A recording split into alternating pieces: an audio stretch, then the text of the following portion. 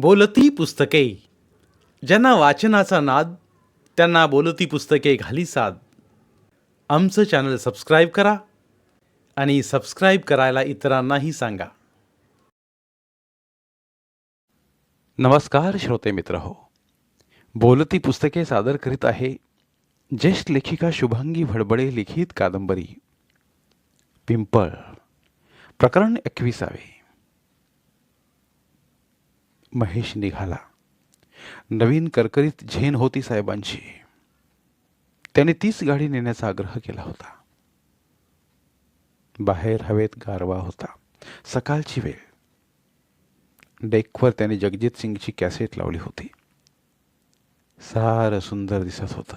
त्याला वाटलं, आज आपल्या शेजारच्या सीटवर अनुपमा असती, सौरभ असता तर हे वातावरण किती छान वाटलं असतं. आपलं जीवन एकाकी आहे. यातून आता सुटका नाही. तेही जीवन सौरभच्या सोबतीने आपण जगणार होतो, पण आता तेही शक्य नाही. ज्या घरात इतकी वर्ष राहिलो तो सोन्याचा पिंजरा होता. त्या पिंजऱ्यात विनासाया सावलीला आपण राहणार, चांगलं चुंगलं खाणार. आपल्याला तीच सवय झाली आहे. काय आरोप आहेत अनुपमाचे? कधीही तिने काही विचारलं नाही, ऐकलं नाही. गरजेसाठी लग्न केलं. त्या पलीकडे तिचं आपलं नातं नाही. आज लाखो रुपये आपण मिळवतो ते कुणासाठी? दिवसा तासन तास मूर्ती घडवतो कुणासाठी? कशालाच आता अर्थ उरला नाही. सार संपलंय. या पिंजऱ्यातून मुक्त होऊन स्वतंत्र उडण्याचं बळ आपण मिळवलंय, ते तरी अनुपमाला जाणवलं पाहिजे. तिला कळलंच पाहिजे. हा विचार घेऊनच तो दूर दूर निघाला होता. कधीतरी तो अनुपमाला म्हणाला होता, अनुपमा, आपण कान्हा किसली अभयारण्य पाहूया. जबलपूरला जाताना रोडवरच आहे. मंडल्याला सहस्त्रधारा पाहूया. मग जबलपूरचा भेडाघाटचा प्रचंड धबधबा, मग नर्मदा पहा. तुला खूप आवडेल. आज तिची आठवण त्याला प्रकर्षाने येत होती. ती रागवत होती, चिडत होती, बेताल वागत होती, वाटेल तसं बोलत होती. तरी ती एक दिवस त्याच्याजवळ येऊन सॉरी म्हणेल आणि आपण सारे गुन्हे तिला माफ करू, ही आशा संपली होती. निर्मलावर आपलं एकतर्फीचं प्रेम होतं आणि अनुपमावरही तसंच. ज्या एका शब्दावर पुरुष अवघं आयुष्य उधळून देतो, ते प्रेम आपल्याला या जन्मी मिळणार नाही, अशी त्याची खात्री झाली होती. त्याच्या डोळ्यातून पाण्याचे थेंब ओघळले. रात्री जबलपूरला पोचल्यावर बाबूजी एकदम म्हणाले, एकटाच आलास? त्याने उत्तर दिलं नाही. आपली सुटकेस गाडीतून काढताना सुखदा, शिवानी दोघींनीही त्याला विचारलं, भैया, भाभी कहाँ रह गई? मैंने उसे कान्हा किसली में छोड़ दिया. उसे शिकार करनी थी. स्वतःच तो दचकला. किती सत्य बाहेर पडलंय अंतर्मनातून. तो हसत म्हणाला, ती आपल्या मैत्रिणीबरोबर पिकनिकला गेली आहे. येईल 8 दिवसांनी इकडे. खरंच ना? अगदी खरं. मग सौरभही येईल. दोघी आनंदल्या. नवी आई दारातच होती. ती म्हणाली, बरं नाही का? चेहरा खूप थकलेला वाटतो. लगातार गाडी चालवत आलो ना, म्हणून वाटतंय तसं. बाकी ठीकच आहे. खरं तर आत्याबाई आणि सौरभला आणणार होतो, पण साहेब नुकतेच आजारातून उठले होते. अनुपमा मेळघाटला गेली. मी नंतरच येणार होतो, पण इथले फोन आले. साहेब म्हणाले, जाऊन ये. पावसाळा सुरू होण्यापूर्वी लोकेशन पाहून ये. सतत 8 दिवस लोकेशन पाहायला म्हणून महेश फिरत होता. खरं तर पहिल्याच दिवशी जागा पाहून झाली होती. बिल्डरला भेटून झालं होतं. कोटेशन्स मागवले होते. पण तरीही तो फिरत होता. संपता उन्हाळा बेजार करत होता, पण त्याहून आंतरिक उन्हाळा अधिक होता. 15 दिवस होत आले. साहेबांचे फोन येत होते. तो रोज काही ना काही कारण सांगत होता. बाबूजी पाहत होते. त्यांना त्याच्या मनाची कल्पना आली. एक दिवस घरी कोणी नाही असं पाहून बाबूजींनी त्याच्या मोबाईलवर फोन करून बोलावून घेतलं. कूलरच्या गार वाऱ्यात त्याला दोन्ही हातांनी बसवलं. कैरीचं गार पन्ह दिलं. महेश, बाहेरचा उन्हाळ्याचा होणारा त्रास आपण कमी करू शकतो, पण शरीर मनाचा उन्हाळा सहन करावा लागतो. सांग महेश, काय झालंय तुला? काय होतंय तुला? का अस्वस्थ आहेस तू? का साहेबांना रोज नवी कारणं सांगतोस? बाबूजी, तसं फारसं नाही. हे मला सांगू नकोस पोरा. तुला काहीतरी ठसठसतंय. तू स्वस्थ नाहीस. खरं ना? बाबूजी, खरंच नाही काही. फक्त एवढंच की इथलं प्रोजेक्ट मीच सांभाळणार असं मी साहेबांना आणि अनुपमाला म्हटलंय. पण साहेबांना थोडं तरी पटलं, पण अनुपमाला पटलं नाही. का? का बरं? कारण तिथल्या रंगरेखाचा व्याप खूप वाढलाय ना. रोज सकाळ संध्याकाळ मुलं असतात. शिवाय माझं स्वतःचं काम असतं. मला स्वतःला स्वतःच्या हाताने प्रतिमा घडवल्याविना जमतच नाही. म्हणून प्रश्न आला. आहे बरोबर म्हणा. नागपूर सोडून येणं तिला किंवा साहेबांना कठीणच जाईल. शिवाय एवढा त्यांचाही पसारा. तेच समजावलं मी. पण मीही ठरवलं हे प्रोजेक्ट आपणच करायचं. अरे पण तुझी पत्नी, तुझा मुलगा फारकत थोडीच घेतली आहे बाबूजी. टूरवर जाणारे, घरापासून दूर सर्व्हिस करणारे राहतातच ना महिनाभर बाहेर. तसं समजू. जरा आकार आला इथल्या प्रोजेक्टला की येतील इथे, नाहीतर जात जाईन. बाबूजींचा त्याच्या शब्दावर विश्वास बसलाय हे पाहून तो समाधानाने उठला. आपल्या खोलीत आला. निर्मलाचं घर विकलं जाऊन तिथे फ्लॅट सिस्टीम चालू होती. सारंच काही बदललं होतं. तो पलंगावर बसला तेव्हा 2 लिफाफे त्याच्या नावाने आले होते. ते फोडून पुन्हा चिकटवल्याचं स्पष्ट दिसत होतं. घरी सकाळपासून बाबूजींशिवाय कोणीही नव्हतं. त्याने पत्र वाचायला सुरुवात केली. महेश, त्या दिवशी तू गेलास आणि मी आले. चुकामुक झाले. बरं वाटलं नाही. इकडे मेलघाटमध्ये खरंच खूप काम आहे. प्रथम मी हाऊस म्हणून इथे आले, पण अंधारात दिशा शोधणाऱ्या इथल्या ग्रामीण स्त्रिया, अंधश्रद्धा, भुकेने बेजार, जादू टोण्यावर विश्वास ठेवणाऱ्या, नरबळी देऊन जेवताना रक्त मांसाने न्हाऊ घालणाऱ्या पाहून शरीर शहारलं. एका स्त्रीने आपला 4 महिन्याचा मुलगा देवीच्या पायावर आपटून मारला आणि देवीला रक्ताची आंघोळ घातली. हे पाहून मन कमालीचं थरारलं आणि धावतच घरी आले. सौरभला उचलून घेतलं. डोळ्यांतून पाणी आलं. विश्वास बसणार नाही, पण हे सारं खरं आहे. अनुपमाचं पत्र वाचताना महेश सुखावला. काळ्या कुट्ट ढगांना एक किरण बसला होता. तिने पुढं लिहिलं होतं. महेश, सारे चुकलेले मार्ग केव्हा तरी बरोबर येतात ना. आणखी काय? काम आटोपता सौरभसाठी ये. महेशचे डोळे भरून आले.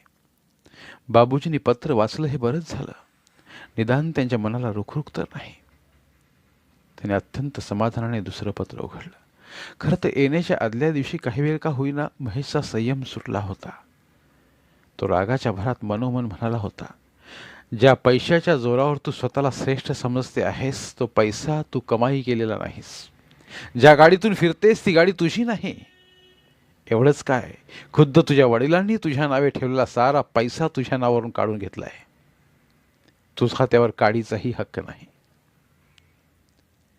आणि ज्या सौंदर्याच्या आणि देहाच्या नजाकतीवर तू मॉडेलिंग करते आहेस, ते तुझं सौंदर्य मनात आणलं तर क्षणात मी नष्ट करू शकतो. पण मला असं करायचं नाही. हे विचार सुद्धा मनात यायला नको. त्यामुळे तिचं पत्र त्याला समाधान देऊन गेलं. त्याने दुसरं पत्र उघडलं. पत्र साहेबांचं होतं. प्रिय महेश, कामात बराच गुंतत गेलास आणि इकडे तुझ्या येण्याची वाट पाहत आहोत आम्ही. माझ्या प्रिय मित्रा, लहानपणापासून तू माझ्या जिवलग दोस्त झालास. तू अनुपमावर रागावून गेलास, मला कळलं होतं. मीच तुला मुद्दाम जबलपूरला पाठवलं. नवे विचार, नवीन संकल्पना यात तुझं मन फ्रेश होईल. तू माझ्यावर रागावला नाहीस, तसा विचारही तुझ्या मनात आलेला नाही. परंतु साऱ्याला कारण तर मीच आहे ना. आपण ठरवतो एक, होतं दुसरंच. पण तुला प्रचंड राग यावा असंच घडलंय. त्या दिवशी अर्धवट ऐकलं आणि संदर्भासहित अर्थ ध्यानात आला. तो अर्थ कळताच मी स्वतःच हादरलो. भूकंप यावा आणि मी त्यात सामावून जावं असं वाटलं. तिसरा हार्ट अटॅक आला असता तर बरं झालं असतं. पण किती पळपुटा उरलो असतो मी. माझा भटकणारा आत्मा तरी शांत राहिला असता. नाही, मी जिवंत आहे हे मला समाधान एवढ्यासाठी आहे. लहानपणी अनुपमाची आई गेली तेव्हा खूप खूप रडलो होतो मी. पण आज वाटतं का रडलो होतो. मी ज्या स्त्रीवर एकांगी प्रेम केलं ती अनुपमाची आई होती म्हणून. आज अनुपमा तिच्या आईच्या गादीवर आहे. तेच आणि तसंच. तिच्या आईच्या मृत्यूच्या वेळी मी लोकांना चांगलं झालं, ती गेली असं म्हणू शकत नव्हतो. पण तिचं जाणं ठरलेलं होतं. वेड्या वाकड्या मार्गाने जाणारी सुखाने जगतात तरी कुठे. एक लक्षात आलं, अनुपमा ती पुन्हा जगायला आली. तिचा आत्मा कुठेही मुक्त झाला नाही. दुष्ट प्रवृत्ती दुर्वांकुशासारख्या कधी वाढतात हेच कळत नाही. अनुपमा जशी वाढत होती माझी चिंताही वाढत होती. तिला घरात कोंडून ठेवणं अशक्य होतं तर बाहेर पाठवणं धोक्याचं होतं. एक दिवस लक्षात आलं, तिनं सर्व धोके सहज ओलांडले आहेत. मला स्वतःला घाम फुटला. अनेक प्रकारांनी समजावून सांगितलं पण ती बदलली नाही. बदललो मी. तिला सांगायचं सोडून दिलं. लहानपणी ती किडा मुंगी यांना टचाटच मारायची. कुत्र्या मांजरींना दगड मारायची. गायीची पोळी दाखवून फसवून आणायची आणि पोळी नालीत टाकायची. आळ्यांना पेटवून द्यायची. क्रूर, दुष्ट असं तिचं वर्णन करता येईल. एक होतं, ती अप्रतिम सुंदर होती. गोड बोलायची, सुंदर हसायची. आता हे खोटं नाणं तुला मी का दिलं असं तू मला विचारशील. मी आजवर खोटं बोललो नाही. तशी वेळच माझ्यावर आली नाही आणि तुझ्याशी मी कशाला खोटं बोलू. पराजित योद्ध्याला मरण हवं असतं. तसंच माझे विचार होते. तुला पाहिलं आणि वाटलं असा हा कलाकार मुलगा आपल्याला हवा होता. तेव्हा बाबूजी नाही म्हणाले. पुढे 7-8 वर्षाने तू आलास. तुझ्या येण्यानं माझं मन झंकारलं. कामाला गती आली. खूप जगावंसं वाटू लागलंय. चैतन्य आणलंस तू. त्यावेळी मी तुझ्यात इतका गुंतलो की अनुपमा माझ्यावर चिडत होती. तुझा द्वेष करू लागली होती. माझंही जरा चुकलंच होतं. म्हणून मी पुन्हा तिच्याकडे लक्ष देऊ लागलो. पण तिला तेही मान्य नव्हतं. तिला काय मान्य होतं हेही कळत नव्हतं मला. पण जसा तू मोठा होऊ लागलास तेव्हा वाटलं, चंचल सरितेला सागराचा गंभीर किनारा लाभला तर तारुण्याच्या उंबरट्यावर येणारे सारे ऋतूंचे पहार तुझे होतील. वसंत चहू अंगाने फुलेल. या सौदामिनीला आकाशाचा आधार मिळाला तर माझंही सोनं सोनं झालं असतं. पण पिंपळ सळसळला, नवपल्लव मालिकेने बहारला, तरी त्याच्या अंगावर फुलं फुलत नाहीत. माझ्या मनात पिंपळ सळसळला पण स्वप्न फुलली नाहीत. कुठलंही स्वप्न तिच्या बाबतीत फुललंच नाही. लग्नाचा विचार आला तेव्हा लक्षात आलं, ती तुमची मैत्रीण निर्मला, तुझी मैत्री कदाचित प्रीतीत परावर्तित झाली असेल म्हणून मीच तुला वारंवार भेडाघाटला जा असा आग्रह करीत होतो. लग्नाच्या अगोदरही मी तुला जबरदस्तीने पाठवलं पण तू काहीही बोलला नाहीस. तेव्हा वाटलं तुझं तसं काहीही नव्हतं. मग मी अनुपमाचा विचार करू लागलो. पण झालं उलटच. तिने तुझ्या सोशिकतेचा फायदा घेतला, संयमाचा अंत केला, तुझं जीवन उद्ध्वस्त केलं. खरं तर माझ्या जीवनात तू देवदूत म्हणून आलास. तुझ्या येण्याने माझ्या जीवनाच्या प्रत्येक पावलावर प्राजक्ताचे सडे पडले. पण तूही शापित देवदूत निघालास. कोणत्या जन्माचे लागे बांधे म्हणून असं घडलं कोण जाणे. महेश, माझ्या मित्रा, परत ये तरी कसा म्हणू. माझ्या जीवनाची संध्याकाळ क्षणाक्षणाला अंधार पावलांजवळ चालली. शेवटच्या टप्प्यात अंधार यात्रा जर नशिबी असेल तर काय करणार. तू माझ्या जीवनात प्रकाशदाता झाला आहेस. अनुपमाबद्दल मला काळजी नाही. ती जग जिंकायला निघाली, तेव्हा तिचे अनुभव आहेत. घेऊ दे अनुभव. थकल्यावर 4 घास अन्न तिला मिळेल अशी सोय आहेच. पण तिची काळजी तू करू नकोस. अनुपमाच्या जबाबदारीतून तू मुक्त हो. उरलेलं तुझं आयुष्य मोगऱ्याचा गंध लेवून बहरू दे. सध्या मला दिसतोय सौरभ 15 महिन्यांचा बाळ. त्यानेही जन्माला येताना कोणता गुन्हा केलाय कुणास ठाऊक. मातृप्रेमाला दुरावलेला तो आता पितृप्रेमालाही पारका होतोय की काय कुणास ठाऊक. पण मी तुला परत ये तरी कसा म्हणू. तू त्याचा पिता नाहीसच. आत्तापासून दुःखाच्या वाटेने तू निघालाय. पण आज त्याला त्याची जाणीव नाही. तू गेल्यापासून तो अस्वस्थ झालाय. तुझं नाव घेतलं की भेर भेर पाहतो. बाबा बाबा असा स्पष्ट म्हणतो. रडतो खूप. त्याला जे बोलता येत नाही ते तो रडून व्यक्त करीत असेल. सध्या तो सुस्त झालाय. त्याला घेऊन अंगणात जातो. काऊ चिऊ दाखवतो. तेवढ्या पुरता रमतो. पण ह्या 2 दिवसात खांद्यावर मान ठेवून नुसता पडून राहतो. त्याचे बोलके डोळे आता रडतात.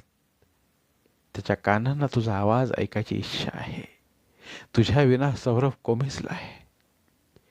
खूप खूप चुकलाय. मला पाहवत नाही, खरंच पाहवत नाही. पण तुला ये तरी कसं म्हणू.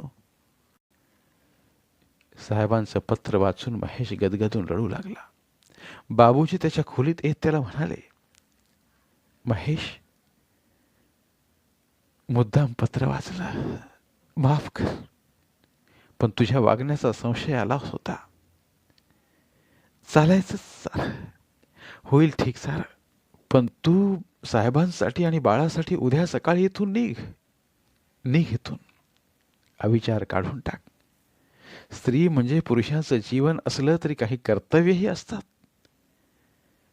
साहेबांचंच वाक्य आहे ना, सळसळ त्या पिंपळाला फुलं येत नाहीत. सर्वच आशेच्या वेली फुलत नाहीत.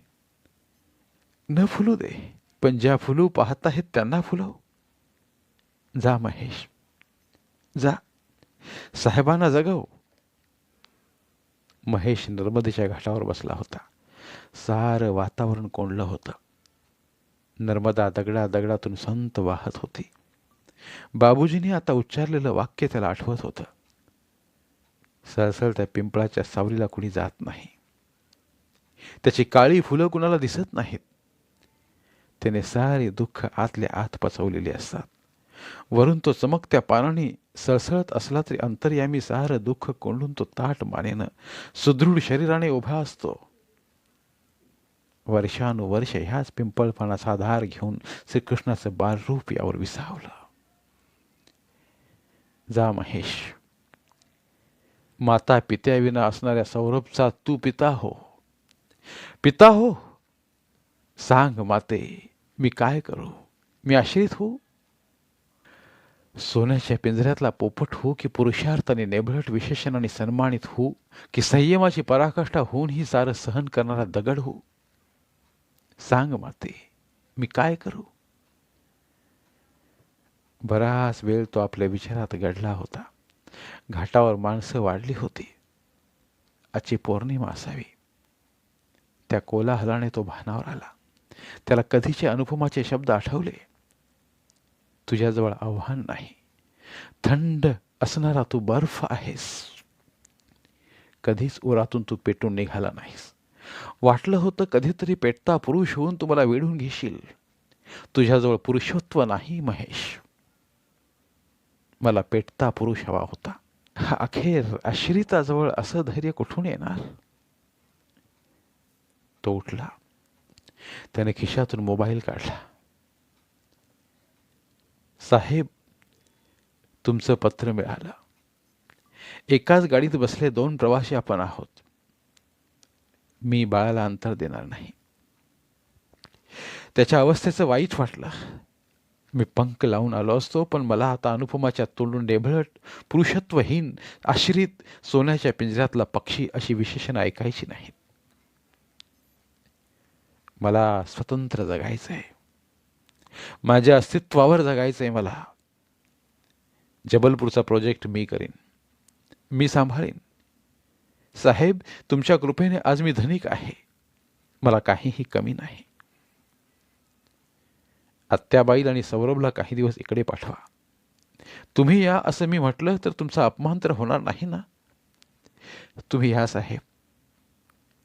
आजवर मी आश्रित नव्हतो तुमच्या दृष्टीने. तुम्ही माझा सन्मान केलात. मी तुमचा आदर करेन. तुमच्या विना मी अपूर्ण आहे साहेब.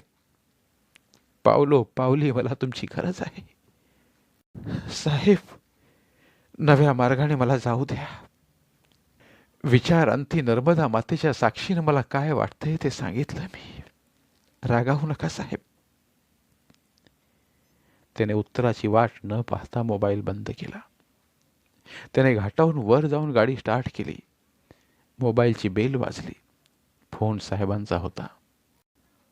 महेश, उद्या सकाराम आत्याबाईला आणि सौरभला घेऊन येईल. पहाटेच निघतील 3 जण. मी 2-3 दिवसांनी येईन. इकडचं जरा मार्गी लावावं लागेल.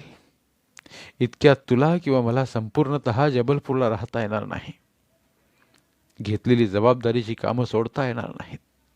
व्यक्तिगत भावनांपेक्षा कर्तव्य श्रेष्ठ असतात. ज्या रंगरेखाच्या भरोशावर 15 माणसं पोट भरतात, त्यांची कुटुंब उद्ध्वस्त करता येणार नाहीत. तू शांत हो. विचार कर. अनुपमाचा विचार सोड, पण इतर सर्वांचा विचार तुला करायचा आहे. साऱ्या दुःखातून बाहेर पड. जग सुंदर आहे. या सुंदर जगाचा विचार कर. सौरभचा कर. मी 8 दिवसांसाठी येतोय, पण मनातले काळे ढग बाजूला कर. प्रकाश मार्ग तयार कर. वातावरणात अनेक गंधकुप्या आहेत, त्या उघड. आश्रित कुणी नसतो. तूही नाहीस. कुणाच्या पदव्यांनी विशेषणाने काही होत नाही. कमकुवत मन पक्क कर. मी येतो 2 दिवसात. ओके? साहेबांच्या शब्दांनी उरले सुरले कृष्णमेघ पांगले होते. त्याच्याही मनात पौर्णिमा उतरली होती. सार सुंदर निरामय वाटत होतं.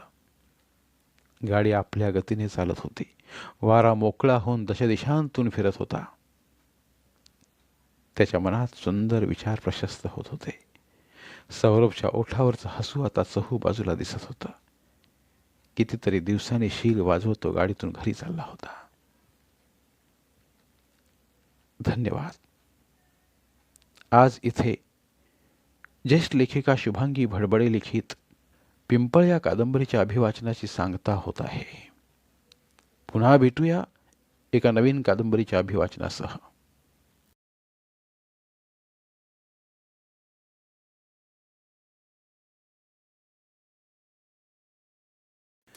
धन्यवाद. प्रिय श्रोते मित्र हो, आपल्यासाठी एक आवाहन. आमच्या चॅनलच्या प्लेलिस्ट विभागात तुमच्यासाठी शेकडो कादंबऱ्यांचे ऑडिओ बुक्स उपलब्ध आहेत. तिथे प्रत्येक कादंबरीचे सर्व भाग एकत्रित मिळतील. त्यामुळे सध्या सुरू असलेल्या क्रमशः कादंबरीच्या पुढील भागासाठी वाट पाहण्याची गरज नाही. तुमच्या वेळेनुसार तुम्ही संपूर्ण कादंबरी सलगपणे ऐकू शकतात आणि साहित्याचा आस्वाद घेऊ शकता. कृपया आमच्या चॅनलच्या होमपेजवर जाऊन प्लेलिस्ट चेक करा आणि तुमची आवडती कादंबरी निवडा. धन्यवाद.